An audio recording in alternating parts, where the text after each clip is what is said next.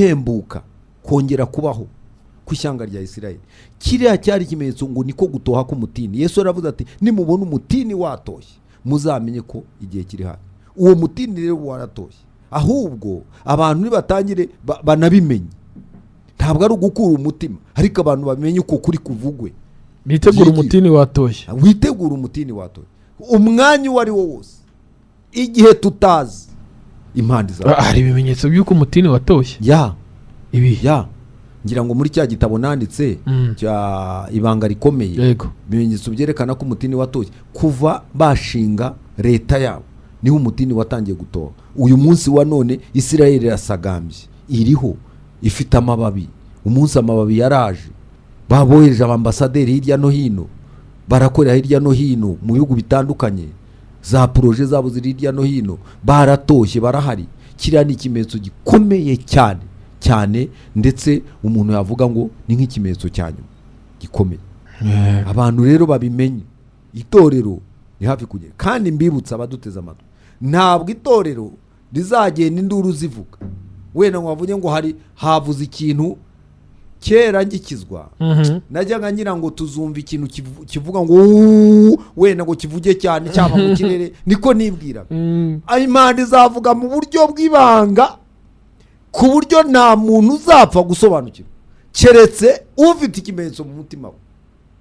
Tugeze kuri ya masaha ya cya kiganiro amateka n'umuco. Ndikuzo Emi, hanyuma sindi ngenyine, ndi kumwe n'umwigisha wacu uyu munsi Reverend Pastor Rwibasira, wagarutse kugira ngo tuze gukomeza cya gice turimo n'ubundi cy'amateka y'ibyahishuwe.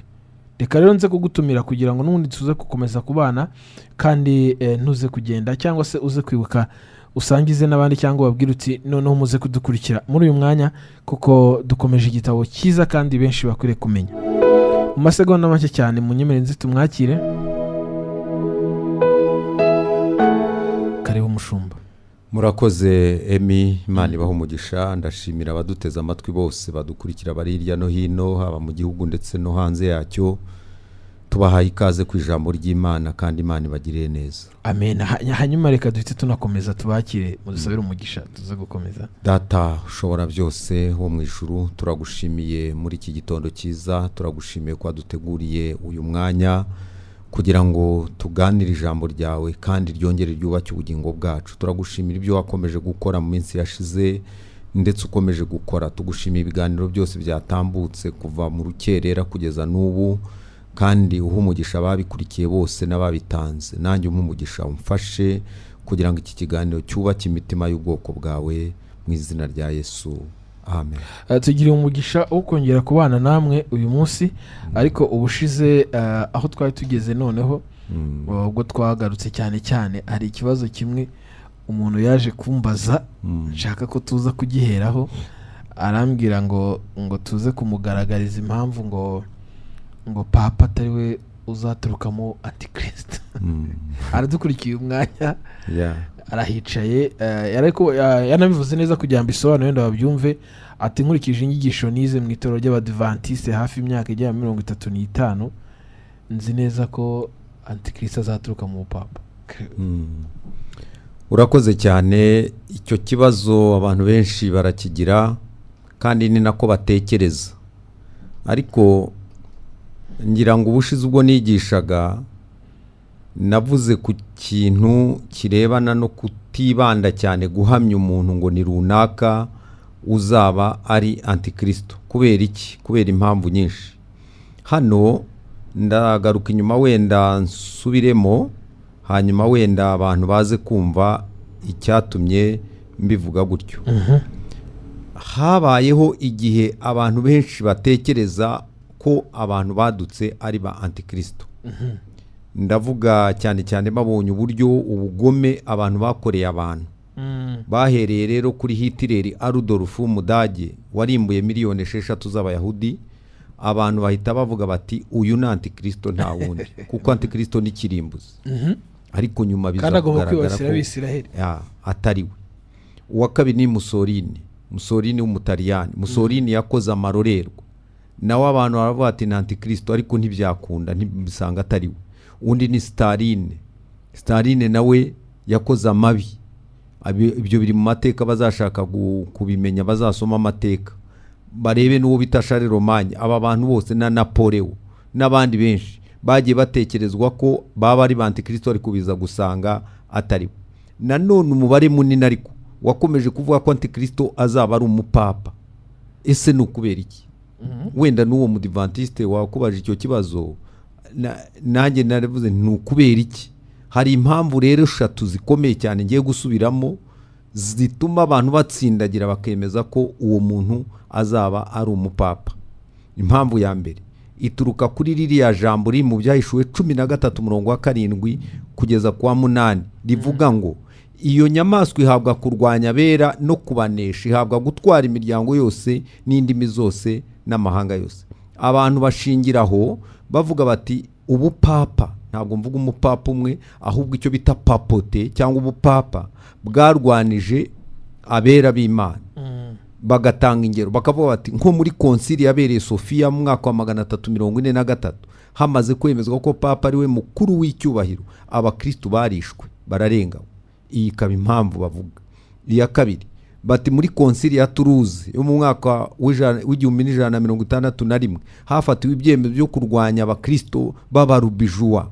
Abenshi muri bo bishwe n'akarengane baricwa barapfa. Nanone bakavuga ati yarenganije abera. Mu mwaka w'1209 kugeza 1229 Papa Innocent wa gatatu yagabye igitero ku bakristo babaga hitwa Qatar. Bivuga ko uwo mujyi wari urimo abakristo bagera ku 27,000, muri babagera ku 20,000 barishwe. Abantu bakavuga bati niyo ni impamvu. Nyuma yuko Yohana Hus ubita Jean Hus, umwe mu banteguza z'ubugorozi, yishwe ku itariki ya 6 z'ukwa 7 1415, abayoboke be nabo barishwe muri iryo hubi. Abo bose bagiye bitwa. Ni urutonde navuga rwinshi. Noneho rero bakavuga bati iyi ni impamvu simusiga yerekana ko uwo muntu azaba ari umupapa kubera akarengane bakoreye, ubupapa bwakoreye abakristo cyangwa se abarokoreka mbyiteni. Impamvu ya kabiri bakavuga bati nuko ubuyobozi bw'ubupapa bwafasha amahanga yose n'imiryango yose yo kwisi. Ngira ngo nta gihugu na kimwe ubupapa budafite mo ubushobozi. None bakavuga ati rero ubwo bushobozi nabwo bwerekana ko uwo muntu ashobora kuba ari we uzaba antikristo. Impamvu ya gatatu ari nayo ikomeye cyane ni umubare wa 666. Uvugwa ko ari umubare w'umuntu, nk'uko byanditswe ngo aha niho ubwenge buri, ufite ubwenge aba ari uwo mubare w'iyo nyamaswa, kuko ari umubare w'umuntu, kandi uwo mubare we ni 666. Abashakashatsi benshi kandi batandukanye bagiye bagaragaza ibihamya byavuye mu bushakashatsi bakoze, bahamya ko uriya mubare 666 wagaragaraga ku myambaro y'akazi ya papa. Iriya mibare ikaba itagaragaza nk'uko imeze, ahubwo ikabigaragara mu buryo bw'inyuguti za Kiromani zikoze ijambo ryitwa Vicarius Filii Dei. Aya magambo uko abarwa muri ubu buryo, ubwaryo Vicarius bivamo 112, Filii bikavamo 53, Dei bikavamo 501. Aya magambo yose rero yahura akaba 666. None bakavuga bati ibi ni ibimenyetso simusiga byerekana ko koko ariko bizaba bimeze. Kandi ibi ngibi byavuye hehe? Ntabwo ari hamwe, ariko navuzemo ahantu hake. Hari ikinyamakuru gikomeye cyitwaga Abazadusura ku Cyumweru, Our Visitors Sunday, cyasohotse ku itariki ya 18 z'ukwa 4 mu 1915. Muri icyo kinyamakuru hari harimo igisubizo ku kibazo cyari cyarabajwe ngo ni irihe jambo dukwiriye kwandika ku myambaro y'umuyobozi mukuru wa kiliziya. Basanga yakwiye kwandikaho Vicarius Filii Dei. Nanone mu nyandiko yiswe ngo ukwemera kwa gihanuzi kwa basogokuruza, The Prophetic Face of Our Fathers, volume ya mbere, page ya 605 kugeza kuri 606, cyanditswe na Andrea Herwig. Naho dusangamo ubuhamya bwemeza ko ari amagambo ariyo yemejwe ko azandikwa ku myambaro ya papa. Uyu muntu rero wakuha icyo kibazo afite ishingiro rifite ijanisha rinini. Ariko kandi ntabwo ari 100%, ntabwo ari 100%. kubera iki? Reka nguhinde izindi mpamvu nanavuze. Uyu mubare 666 wagiye uboneka ku mazina y'aba ampereri benshi bategetse Roma, harimo na Nero. Ni umubare wagiye umubonekaho. Nanone kuba bivugwa ko, iyo ni impamvu ya mbere, kuba bivugwa ko antikristo azaba akomoka mu rubyaro rwa Dani mu bana ba Yakobo, bikaba byaravuzwe na Irenaeus cyangwa Irene mwaka wa 180, kandi nawe akaba yavuze ko ibyo yabivuze ibyo abishingiye ku byanditswe byera bibivugaho mu Itangiriro 49:16, aho bavuga ngo Dani azaba nk'inzoka y'inshira iruma ibinono by'amafarashi. Noneho bakavuga tubwo n'ubuhanuzi bwerekanaga ko mu rubyaro rwa Dani, urabizi ko nuko bakomeza kubaruriya mwana asa naho atagenda bafigire mu bana 12. Bakavuga ati yure umuntu rero niwe uzakomokwamo n'inzoka, azakomokwamo na antikristo. Iyo nayo ikaba impamvu ituma noneho bavuga bati azava mu Bayuda. Ikibazo rero gihari cyo kwibazwa ni iki? Nuko Abayuda batazashobora na gato kwemera umuntu ufite indi nationality. Aha tubyumve neza. Kandi kugeza uyu munsi wa none, ahubwo iyo ngingo urutonde rw'abapapa bose bamaze kujyaho nta Muyahudi urimo rwose. Ntabwo tuzi rero niba azajyaho. Icyo kora akantu nibwira ko muri Polonye babayeyo imyaka ikabishize ari 1000, ko muri Germany babayeyo, ko hariya hose muri biriya bihugu bikikije Uburusiya babayeyo. Aho none ntibagize ubwenegihugu bwaho ku buryo hazajyaho umuntu bakazasanga ari umwenegihugu. Kugeza ubu hari abatubwiye, niba ari byose ndabikurikirana ngo ndebe, ngo Sarkozy uyu wahoze ari perezida w'Ubufaransa ngo ni Umuyahudi, bakavuga ngo na George Bush nawe ni Umuyahudi. Niko bamwe bavuga, ntabwo ariko nta gihamya. Birashoboka ko nibihamya bihari bapfa kubivuga gutyo. Noneho kwibaza uti Sarkozy w'Umufaransa yabaye w'Umuyahudi yabaye umuperezida w'Ubufaransa gute ko byashoboka? Noneho rero nkavuga nti byashoboka ko muri Polonye, ko muri Espagne, kuko hari abarahabaye cyane, hari imiryango yabo bashobora kuba hari ibisekuruza byabo bihari, ejo hakazavukamo umuntu wicara ku ntebe y'ubupapa ari Umuyahudi ufite nationalite ya Espagne. Yes, ukiraho utarahava kugira bitaza kunshika. Abayobora Isiraheli kugeza uyu munsi bakomoka mu muryango umwe. Oya, ntabwo ari mu muryango umwe, bakomoka mu miryango umwe. Uretse ko kugeza uyu munsi muri Isiraheli ubu ntushobora kumenya ngo uyu ni wo mu muryango wa Dani, ntushobora kumenya mu muryango wa Nafutali, ntushobora kumenya ngo uyu ni wo mu muryango wa Sheri. Iyo miryango yarasibanganye kuva igihe bari barahungiye baragiye mu mahanga, babaye imyaka ibihumbi, imiryango yabo isa n'iyibagiranye. Nta gihe kizagera bakongera kumenyana, imiryango ikongera kumenyana. Icyo cyaba ari ibanga rikomeye cyane. Kubera iki? Iyo tugiye mu byahishura igice cya 14 nibwira, havuga 144 bizarokoka. None bakavuga ati mu muryango wa Sheri ni 200 na mu muryango wa Naga ni 200 none bakabara bigahura n'142. Icyo nacyo ni inyigisho ihariye tuzajyaho. Sinzi rero nanjye nk'uko uvuze ko bishoboka rwose ko bazongera bakavuga ati abangaba bashobora kuba bakomoka kwa Nafutali, abandi kwa Zebuloni, abandi kwa Sheri, gutyo nk'uko nguko. Ntabwo nsigaranye ibibazo bibiri kugira ngo tuhave. Ikibazo cya mbere ndaza kwibaza, wenda n'abadukurikiye baraza kucyumva mu buryo bazarokoka, bira bihumbi bizarokoka, ko tubona ko ari Abisiraheli. Ni iyo mibare izarokoka iyi intambara ya Harimagedoni. Iriya ntambara yandi zahagurukije amahanga yose aza kurwanya Isiraheli. Kirasobanutse. Icyanyuma uyu antikristo ko kugeza uyu munsi tuvuga ngo antikristo ari harakora, no mu gihe cya Yesu ngira ngo yarakoraga kandi amurwanya, ariko tuvuga ko azagaragara nk'umuntu ufatika. None ni gute yatangiye gukora? Ubu hari system azakoreramo niyitangiye kubiriho. ubiriho, hari sisiteme irimo yubakwa antikristo azakora, abantu babimenya batabimenya babyumve. Ubu hari sisiteme irimo yubakwa mu buryo bunubu bw'abantu bariho tutaramenya, cyangwa se bamwe bazwi, iriho yubakwa, cyangwa nabo batazi uwo bari kuyikorera, ariko iriho yubakwa antikristo azakoreramo. Kubera iki? Azakusaniriza ibintu byose hamwe, ibintu byose bizabikorera mu kintu kimwe. Ibyo rero ni ibigaragarira amaso. Kugeza uyu munsi wa none isi irimo irarwana n'uburyo yakomatanya ibintu bigakorerwa, bikagira umutwe umwe, bikagira itegeko rimwe. Ngira ngo hari ikintu cyatangiye kubakwa cyitwa novus, bakivuga mu kilatini, novus ordo sacrorum. Novus ordo sacrorum ni itegeko rishya rizagenga isi.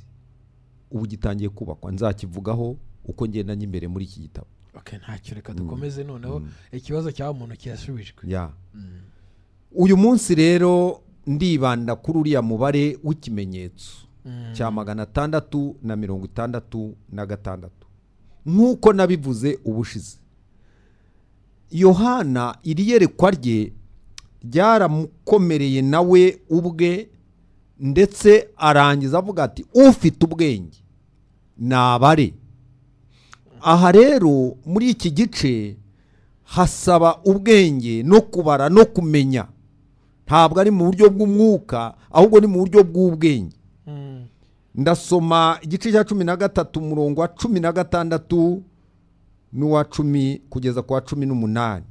Haranditse ngo itera boroheje n'abakomeye n'abatunzi n'abakene n'ab'umudendezo n'ab'imbata gushyirwaho ikimenyetso ku kiganza cy'iburyo cyangwa mu ruhanga, kugira ngo hatagira umuntu wemererwa kugura cyangwa se gutunda keretse afite icyo kimenyetso cyangwa izina ry'aya nyamaswa cyangwa umubare w'izina ryayo. Aha niho ubwenge buri. Ufite ubwenge abare uwo mubare w'iyo nyamaswa, kuko ari umubare w'umuntu, kandi umubare we ni 666. Nshuti munteze amatwi, waba yegereye Bibiliya ayibumbure, waba afite Bibiliya muri telefoni nawe ayifungure, yite kuri aya magambo ngiye kwigisha. Yohana akibona iyo nyamaswa igeze kuri sene, igeze aho igomba gukorera, yateye abantu aboroheje n'abakomeye. Mwumve neza, abatunzi n'abakene.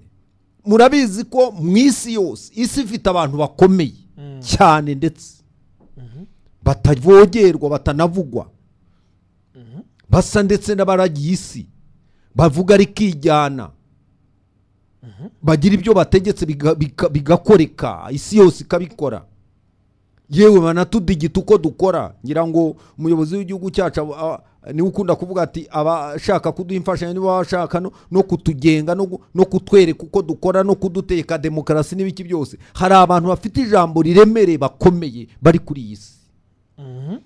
Hakaba n'abatunzi rero bo mu rwego rwo hejuru. Ejo bundi bahoze bavuga abafite amamiliyaridi y'amadolari, abo bakora ibyo bashaka, isi yose igahindira imushitsi imbere yabo. Ariko abo bose, hakaba n'abakene bo hasi badafite n'icyo kurya, hakaba n'umudendezo bishyira bakizana, hakaba n'ab'imbata, abapurizoniye n'abandi. Bibiliya iratubwiye ngo Yohana agiye kubona abo nabo bose, aboroheje n'abakomeye, basabwa gushyirwaho ikimenyetso cy'aya nyamaswa ku kiganza cyangwa ku ruhanga, kugira ngo hatagira umuntu wemererwa kugura. Turi kumwe muri studio n'abatwumva bamenye ko ubu amasoko yose, isisiteme yo kuyubakira no kuyafunga bifite impamvu. Yes, bifite impamvu. Hari igihe kizagera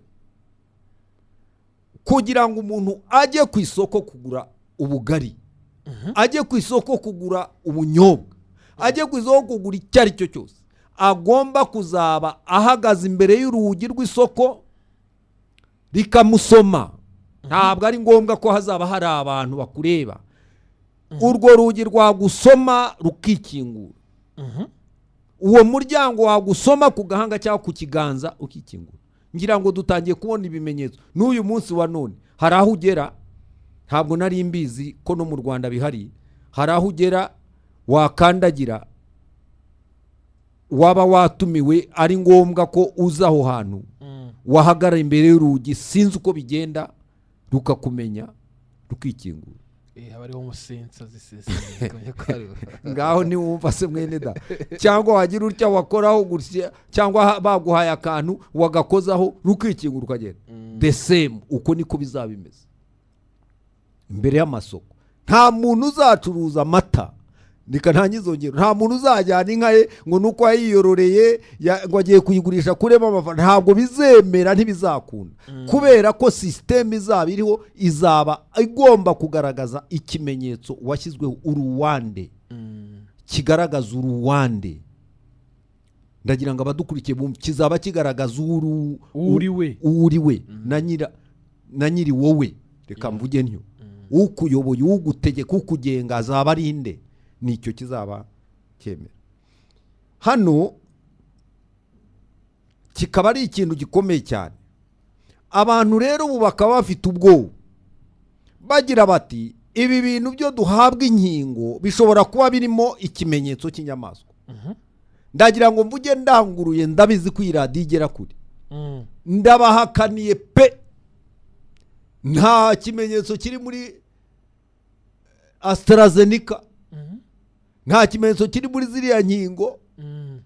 Please mwumve neza, ikimenyetso kizashyirwa ku ruhanga cyangwa se ku kiganza, kandi bigaragara ko gifite ikimenyetso. Ni iki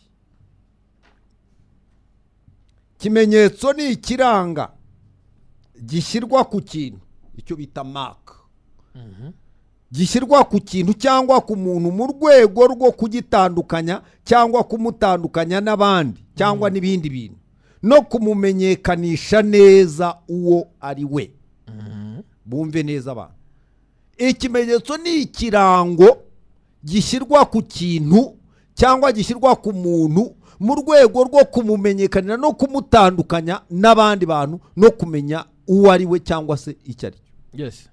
Ndatanga urugero ku basirevuzi cyangwa se ku bacakara. Iyo wagurwaga bakakugura ugiye kuba umucakara, uwakuguze yagushyiragaho ikimenyetso ku gutwi cyangwa mu ijosi cyangwa ahandi hantu, kandi kigaragaza ko uri uwe, kandi waguzwe. Wagera ahantu bakavuga ati uyu ni umucakara, icyo kimenyetso kikakuranga, kikakwerekana. Nanone ikimenyetso gishobora kuba ikirango kigaragaza itsinda runaka, ikipe y'igihugu, ishyaka n'ibindi. Icyo kikaba cyerekana mu buryo bw'ibanga imiterere n'imigambi n'imikorere na viziyo byabo. Ndasubiramo, ikimenyetso nanone gishobora kuba ikirango kiranga, kigaragaza itsinda runaka, ikipe. Ndatanga urugero, Manchester United ifite ikirango cyayo. Hari ikimenyetso bashyira ku myenda yabo cyangwa ku bintu biranga ikipe ya Manchester. Za Chelsea zirabifite. Reka mvuge n'ibihugu bifite ibirango. Ibyo birango uzabisanga mu byo bita logo y'igihugu cyangwa idarapo ryacyo.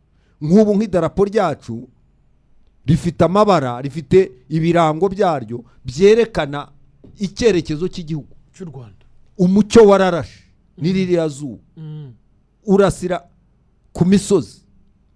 Ni ukuvuga ngo hari ibyiringiro byo kubaho, abanyarwanda bagomba kubaho, hari ibyiringiro byo kugira uburumbuke.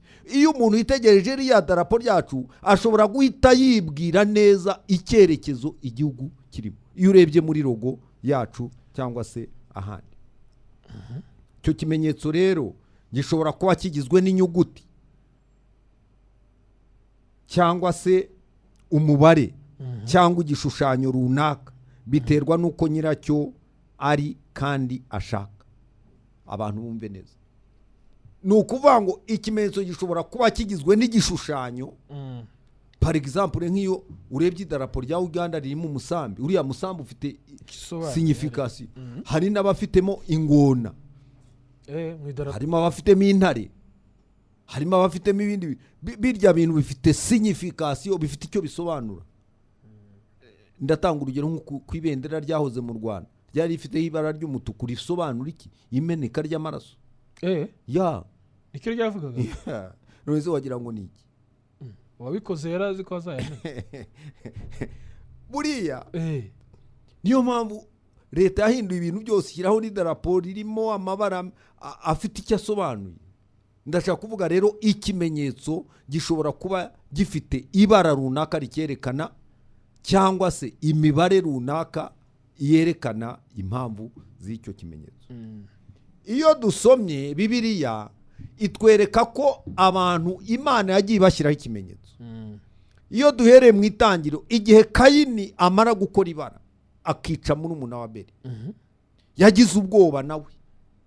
Amaze kugira ubwoba ahura n'Uwiteka. Uwiteka aramubwira ati ibyo wakoze ni ibiki? Dore ibyaha byitugaduye byagufashe, amaraso ya murumuna wawe yatembye arimo arantakira. Kayini agira ubwoba. Uwiteka aramubwira ati kubera ibyo rero urabigicamuke n'inzererezi, nta n'uzagukoraho. Kayini aravuga ati ese ubu uzambona ntazabimenyaho akanyica? Erega nubwo umuntu yakwica abandi nawe atinya gupfa. Yemwe bavandimwe, abantu bajye batinya gupfa nk'uko batinya kwica, nk'uko nabo batinya kwica. Uwiteka aravuga ati ntawe uzagira icyo gutwaraho, igire hino ngushyireho ikimenyetso. Amushyiraho ikimenyetso cy'enteridisa, kibuza umuntu uzamubona kugira icyo amukoraho no kumwica. Ntabwo Bibiliya tubwira icyo kimenyetso icyo ari cyo, ariko byumvikana ko Kayini yakigendanye. Aho ageze hose bamureba, ntihagire utekereza kuba yamugirira nabi. Icyo kimenyetso cyamugiye. Iyo dusomye mu gitabo cyo Kuva, Uwiteka agiye kurimbura Misiri, abana b'imfura na bya bindi byose, yabwiye Abisirayeli aravuga ati mwebwe ejo hazaza marayika murimbuzi, ndagira ngo rero twumvikane. Mwebwe kugira ngo marayika azabanyureho agomba kubasangaho ikimenyetso. Icyo kimenyetso rero kiraba kimeze gutya: muzafata intama muyibage, nimumara kuyibaga amaraso yayo muyashyire mu kantu, hanyuma mushake uburoso cyangwa eponge, mugende muyasiga ku nkomanizo z'imiryango yanyu. Marayika nahanyura akakibona ntacyo muzaba. Biriya ni ikintu gikomeye cyane. Sinye cyangwa se mark ni ikintu gishobora kwerekana uri we n'icyo uri cyo. Marayika yageragaho ku mazu y'Abisirayeli gasanga ikimenyetso kirahari, akahanyura. Yagera ku Banyegiputa ntabwo bari bazi ayo makuru, basanga naratekereje ngo iyo haza kugira Umunyegiputa ubimenya, niko nibwira mu mutima wanjye siko birivuga, wenda nanjye ufashe gutekereza ubwo turi kumwe. Eske iyo hagira Umunyegiputa ubyumva kumva iryo banga, nawe akica intama ye, yamara kwica intama ye agafata ya maraso akayasiga ku nzu ye, aho marayika wenda ntiyari kwinyuriraho. Ariko buriya ntawabikoze. Abanyumva wenda bafashe kuzabitekereza, nanjye sinzi, ariko ndabitekereza nkagaruka nkavuga nti ubwo cyari icyo kirebwaho gusa cyonyine, nta kindi wese yabikora. Iyo umuntu rero aza kubikora, Umunyegiputa aza kubikora, umurimbuzi aba yaranyuze ku nzu kubera ikimenyetso. Ariko ntawabikoze pastor. Nawe akarokoka. Nanjye kabisa ndatekereza nti koko ubu nta muntu wabikoze. Wenda koko. Ayo magambo tuyasanga mu gitabo cyo Kuva igice cya 12 murongo wa 22-23. Nanone iki kimenyetso cyashyizwe ku bantu mu ruhanga rw'abakiranutsi babaga mu murwa w'i Yerusalemu igihe Uwiteka yendaga guhana inkozi z'ibibi. Muri Ezekiel 9 umurongo wa 4 haravuga ngo ngiye kubona mbona marayika agenda mu murwa w'i Yerusalemu, ngo Uwiteka aramubwira ngo buretse gato kugira icyo ukora, ngo mbanze nshyire ikimenyetso mu ruhanga rw'abantu banjye. Ako kanya Ezekiel ngo agiye kubona, abona umuntu wari ufite icupa rya wino ku itako, afite n'uburoso cyangwa se ikindi kintu yakoreshaga ngo agenda ashyira maka mu ruhanga rw'abantu Yerusalemu. Umurimbuzi araza ngo arabwirwa ngo kubita utababarira uhereye no kuri abo basaza bicara imbere n'abandi bose, ngo hanyuma marayika bigenza atyo akubita abantu abarokotse n'abari bafite cya kimenyetso. Reka mbabwire rero, iki kimenyetso kizashyirwa mu ruhanga rw'abantu cyangwa se ku kiganza. Abantu nibumve neza aho icyo kimenyetso kizajya. Mbere ya byose tubanze tumenye ko inyamaswa itazaba ari igikoko nk'uko bisanzwe, ahubwo izaba ari ubwami bukomeye buzaba bwibumbiyemo ibihugu byose, kandi ku isonga hakazaba hari umwami ukomeye uzaba ategeka isi yose. Uwo niwe uzitwa Antikristo. Ikimenyetso cye rero azakoresha cya sisiteme y'ubuyobozi bwe n'ubutegetsi bwe, ntabwo kizaba ari ibendera, ntabwo kizaba ari kinini, ziyaba ari n'ibendera birashoboka cyangwa idarapo, kizaba kirimo uwo mubare wa 666. Kubera iki? Iriya mibare 3 ihagarariye abantu batatu. Umubare wa mbere uhagarariye ikiyoka ari we Satani. Ni nawe principal. 6 ihagarariye Satani. 6 ya kabiri ihagarariye inyamaswa ari we Antikristo. 6 ya gatatu izaba ihagarariye umuhanuzi w'ibinyoma, ari ryo dini rimwe rya Babuloni rizaba ririho icyo gihe. Abantu bakurikire bumve. Ako kantu se ko numva batakumvira. Iriya mibare uko ari 3 izaba ariyo mikorere, izaba ari bwo systeme ubwami bwo buzaba bwubakiyemo. 6 ya mbere rero izaba ihagarariye Satani ari we kiyoka, kuko hari abarakivuga. Yego. 6 ya kabiri izaba ihagarariye Antikristo ubwe ariyo nyamaswa. 6 ya gatatu izaba ihagarariye umuhanuzi w'ibinyoma, ariyo dini imwe ya Babuloni izaba iriho yarabumbiyemo amadini yose, yarayamize, kuko nayo nta madini byo kuvuga ngo twe turaba bizaba bitariho, ahubwo hazaba hari iyo ngiyo imwe gusa izaba ihagarariye Satani, ihagarariye Antikristo ku isi yose. Izaba iri kuramya Antikristo. Nta muntu rero uzikoma, nta uzabona uko atera imigeri. Icyo kimenyetso rero nugishyirwaho uzaba wemeye ko wowe uri uwa Satani, uri umuyoboke we. Uzaba wemeye ko uri umuyoboke wa mupinga Kristo ari wa Antikristo. Uzaba wemeye ko uri umuramyi wo muri rya dini rya Babuloni. Hari abantu usanga muri iki gihe bavuga bati amadini yishyize hamwe muri biriya bya forumu yabaye Babuloni. Newe ni mwivireyo, ntabwo ariko bimeze, ntabwo biraba. Uku kuba turi hamwe ni uburyo bwo gufatanya, ni uburyo bwo kugira ngo tuzamure ibikorwa, ni uburyo bwo kugira ngo duhurize hamwe abantu, tububake nk'abanyarwanda cyangwa tububake nk'abantu. Ariko ntabwo icyo gihe kiragera, kigiye kuzabaho. Abantu babyumve neza, babisobanukirwe. Ni bande bazafatwa n'ikimenyetso cy'inyamaswa? Igisubizo kiroroshye, ni abadafite n'ubundi ikimenyetso cy'Imana, abatazaba bagifite. Nibo bazagira bati, nibo bazafatwa n'ikimenyetso cya Antikristo. Ariko se pase tukiri aho tugaruka inyuma gato. Ibyo byose uri kuvuga itorero zawe rikiri mu isi? Neka ndakigeraho. Okay. Itorero rya Kristo ni ukuvuga abakristo, abaneza amatwi b'abakristo, abaneza amatwi bazi ko ari abakristo, already bamaze gushyirwaho ikimenyetso. Banyumve neza. Abakristo. Okay. Bamaze gushyirwaho ikimenyetso, kandi icyo kimenyetso ni ikimenyetso gikomeye cyane. Bagishyizweho, ntigishobora no kubavaho. Abantu bumve neza. Hari nasomye muri NIV, harimo mu rurimi rw'icyongereza baravuga ngo and you also were included in Christ when you had the word of the truth, the gospel of your salvation, having believed, you were marked in him a seal. Iri ni ijambo rikomeye cyane. You were marked with a seal. Mwamaritsweho ikimenyetso. Kandi the promise Holy Spirit, who is deposit granted or granting our inheritance until the redemption in those who are God's possession, to praise of his glory. Amen. Amen. Haranditswe ngo niwe namwe mwiringiye mumaze kumva ijambo ry'ukuri ari ryo butumwa bwiza bw'agakiza kanyu. Kandi mumaze kwizera niwe wabashyizeho ikimenyetso aricyo mwuka wera. Ntabwo ikimenyetso ari isabato rero. Abantu bumve neza uko birivuga. Niwe wabashyizeho ikimenyetso aricyo mwuka wera. Ntabwo ikimenyetso ari umunsi, ntabwo ikimenyetso ari samedi, ntabwo ikimenyetso ari dimanche.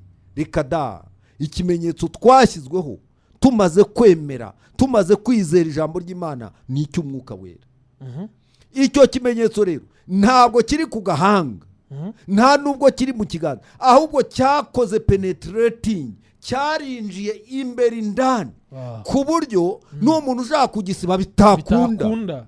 Wasiba ikiri ku mutwe, wasiba ikiri ku kiganza, ariko ikintu cyinjiye indani muri spirit ntushobora kugisiba.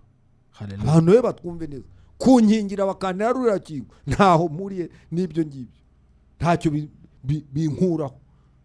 Yes. Amen. Yewe nuwaza akanyandikaho inyuma ntacyo byantwara. Ndavuga iki? Saduraka na Meshaki na Bedunego ntabwo ariko bitwaga.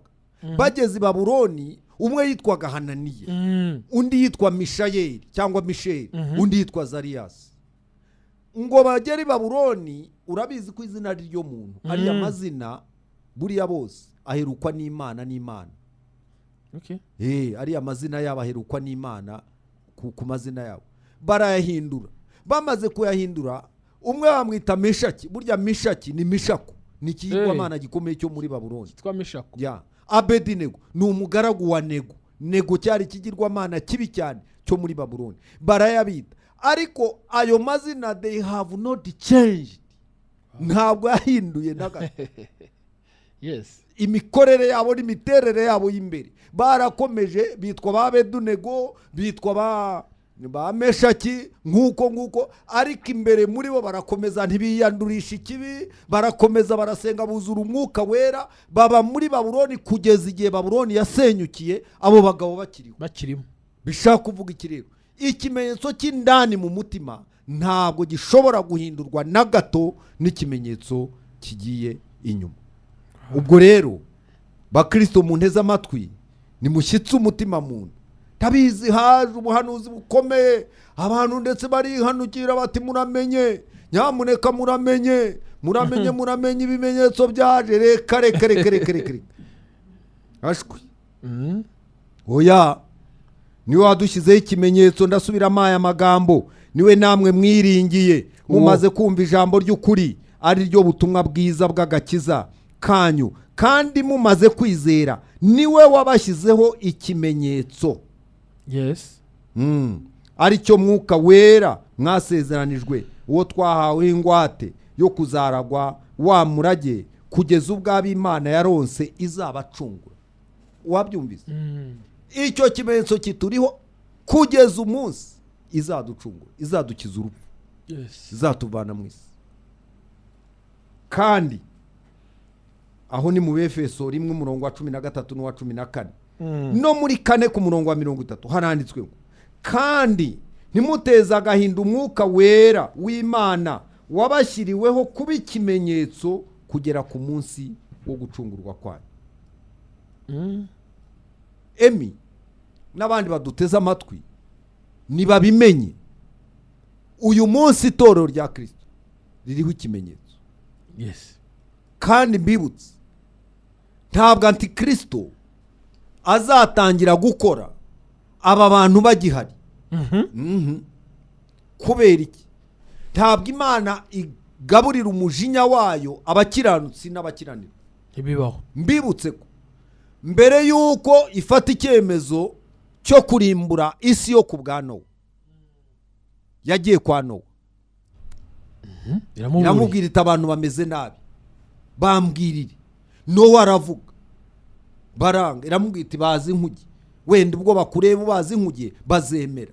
Nowa arabikora, baranga. Nanone bamwe bandika amakuru baravuga ngo bamwe bagiye bajya gufasha Nowa, hanyuma ngo igihe cyagera bakabivamo babonye ya mvura itazagwa.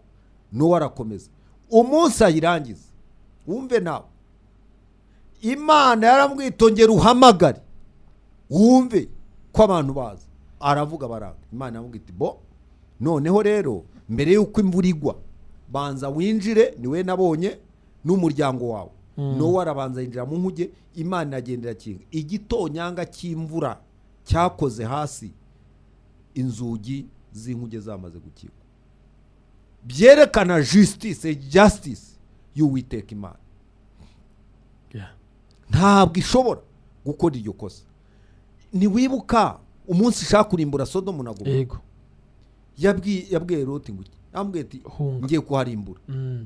Loti aramubwira ati ese none haba hari abantu? Uwiteka ati ngaho genda, nubabonayo rwose nta kibazo. Aramubwira ati no, wenda nabonayo 30. Uwiteka ati sawa, sinzabarimbura. No, arongera aramubwira ati wenda sinababona, nabona 10 akurikije ubupagani bwari buhari. Aragenda ageza kuri 5. Uwiteka aramubwira ati nabo nubabona ntabwo nzaharimbura. Ariko byagenze bite? Umunsi wo kurimbuka kwa Sodomu, umunsi wo gushya kwa, Imana yabanje kohereza marayika, afata amaboko ya Loti w'umusaza n'umugore we, nubwo umugore yaje kunanirwa nzira, Imana akanyura ku iteka Imana yari yababwiye, ariko Imana yashaka ko muka Loti arimbuka.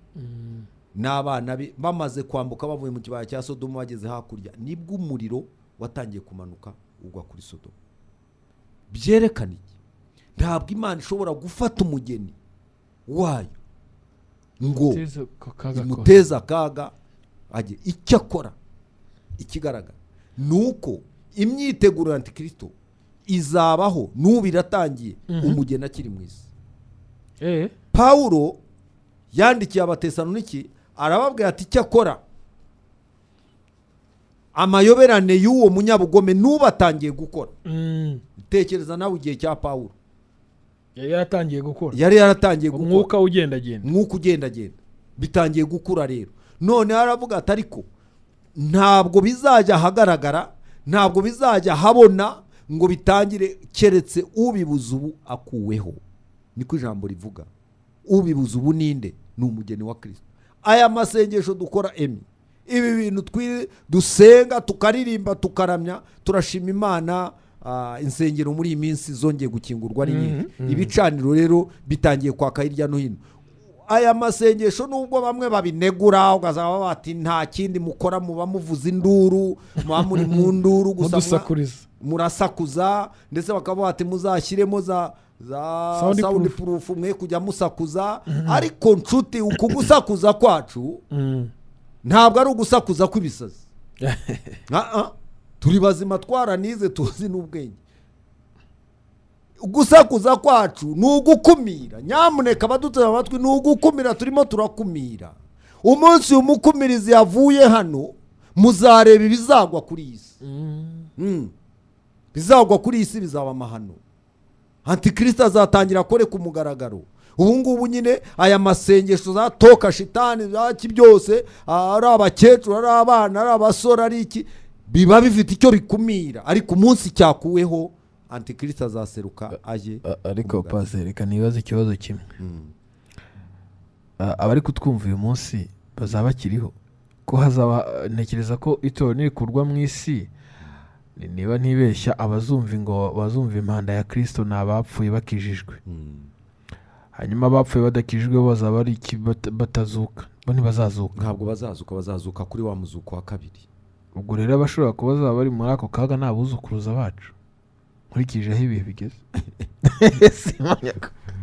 Ariko ntiwabimenya kuki se bashobora no kutaba abana bacu. Ese ko twavutse bavuga ngo Yesu azazana n'uwo akaba ataraza, wenda mugereranyije n'ibyanditswe, noneho ngira ngo ya ndirimbo iravuga ngo murinzi we ngo menyesha igihe wacu se ni muhero avuga ngo ubare ibyo bimenyetso ubigiye aho kigeze no gutangira kubara ibimenyetso ni bingahe bimaze gushira ni bingahe bimaze kuvaho hasigaye ibiyi bigaragaza icyo gihe bigaragaza icyo hari ikimenyetso gikomeye ngira ngo tuzavugaho cyane cyerekana cyane ko Yesu ari hafi kugaruka.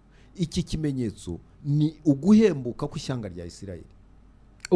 Guhembuka kongera kubaho kw'ishyanga rya Isirayeli. Kiriya cyari ikimenyetso ngo niko gutoha k'umutini. Yesu aravuze ati nimubona umutini watoshye muzamenye ko igihe kiri hafi. Uwo mutini rero waratoshye. Ahubwo abantu nibatangire banabimenye. Ntabwo ari ugukura umutima ariko abantu bamenye uko kuri kuvugwe. Bitegura umutini watoshye. Witegura umutini watoshye. Umwanya wari wo wose. Igihe tutazi impande zawe. Hari ibimenyetso by'uko umutini watoshye. Ibi ngira ngo muri cya gitabo nanditse cya ibanga rikomeye. Ibimenyetso byerekana ko umutini watoshye kuva bashinga leta yabo niho umutini watangiye gutoha. Uyu munsi wa none Isirayeli irasagambye iriho ifite amababi. Umunsi amababi yaraje babohereje abambasaderi hirya no hino barakorera hirya no hino mu bihugu bitandukanye za projet zabo ziri hirya no hino baratoshye barahari. Kiriya ni ikimenyetso gikomeye cyane cyane ndetse umuntu yavuga ngo ni nk'ikimenyetso cyanyu gikomeye. Abantu rero babimenye itorero ni hafi kugera kandi mbibutsa abaduteza amatwi ntabwo itorero rizagenda induru zivuga wenda ngo bavuge ngo hari havuze ikintu kera ngikizwa najyaga ngira ngo tuzumva ikintu kivuga ngo wenda ngo kivuge cyane cyaba mu kirere niko nibwira Imana izavuga mu buryo bw'ibanga ku buryo nta muntu uzapfa gusobanukirwa keretse ufite ikimenyetso mu mutima we. Abantu nimwumve neza ababitse ikimenyetso mu mutima bararyama bakagisinzirana baba bagenda bakakigendana. Imvura yagwa ari nyinshi bakaba bagifite. Corona yatera tukaguma mu rugo tukaba tugifite. Ahantu hose tukaba tugifite. Twaba bashumba tukaba tugifite. Tutaba nabo tukaba tugifite. Ariko mushumba ikimenyetso ntikiri ku muntu Imana ishaka ubundi. Imana yarakiduhaye kuko Imana yakunze abari mu isi cyane. Urwo ni urukundo general byatumye itanga umwana kugira ngo umwizera everyone umwizera wese atarimbuka ariko utamwizera ikibazo kimuriho. Ndakumenyesha rero ko icyo kimenyetso turyamana dusinzira. Reka nkumenere nibanga ngo n'abasinziririye muri Kristo Yesu nicyo kimenyetso bazaba basinzira. Ubu nanjye nimfejo mwe cyangwa nawe ugapfa nzaba nyifite uzagisinzirana. Tuzakujyanira usororo Emi asinzirana ikimenyetso. Umunsi impande izavuga izaturitsa mu gituro ni kugera igukangura. Abakristo bazaka tukiri aho abadukurikiye wenda muri uyu mwanya ni benshi kandi babyumva mu buryo butandukanye wenda nubwo turimo ariko bakwiye kubyumva. Iyo tuvuze ikimenyetso nabizeye bakatuza akanwa kabo bakakira agakiza kava mu maraso ya Kristo Yesu. Ako pase dufite abantu benshi ngira ngo n'abasubiye mu byaha bamaze bari baramaze ku benshi bari barakatuye. Hari abantu dufite uyu munsi birwa basahisha mu bitagira umumaro wenda bikabana bateza. Ubuhamya mfite Emi muri iki gihe maze umukiranutsi Imana yahamagaye wese akagwa benshi narababonye bajya gupfa araderiniere minute.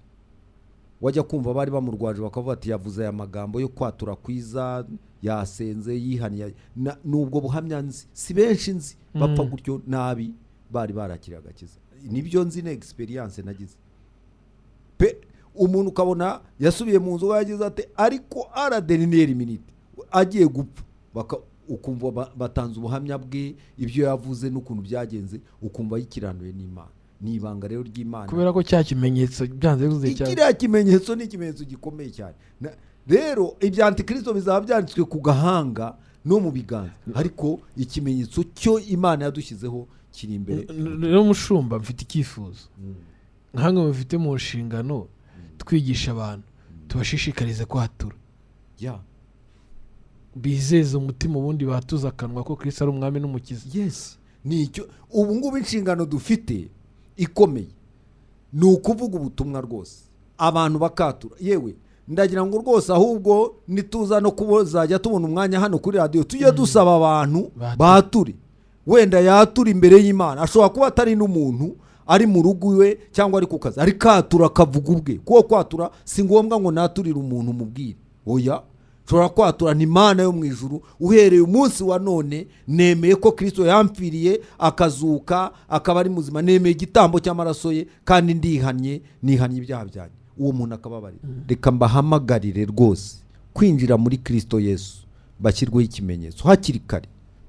Ndabwira abantu, basore batwumva, abagabo batwumva, abagore n'abandi, bahakiri kare nibihute vuba bashyirweho ikimenyetso, ubundi bajye mu bwishingizi. Biriya bindi bizaba ntibizagira icyo bibatwara.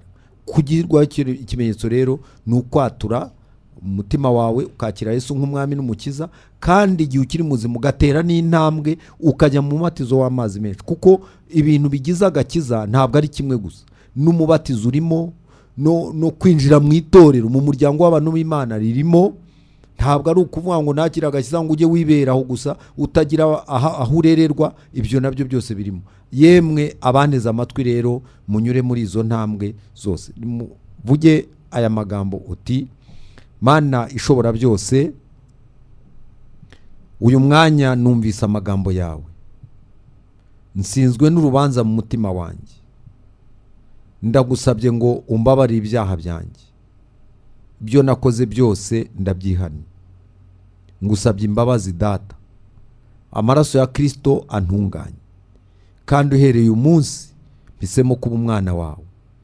Nzagukorera kugeza igihe uzazira. Mbisabye mu izina rya Yesu, amen. Amen. Reka dusenge. Mana ishobora byose kandi yo kwizerwa, turagushima ku bwa bene Data bateze amatwi ijambo ryawe. Turagushima ko ijambo ryawe iyo rimanutse riba rifite icyo waritumye kandi riragikora. Umugisha abaduteze amatwi bose, umugisha bemeye kwatura no gukira no gukizwa. Gakiza kawe kababeho, Mwuka w'Imana bayobore, ubarinde isi n'ibiyirimo, maze ubafashe kugira ngo bazarangize urugendo neza. Urakoze Mwami, komeze kubana natwe twese kandi uduhe umugisha wawe mu izina rya Yesu, amen. Amen.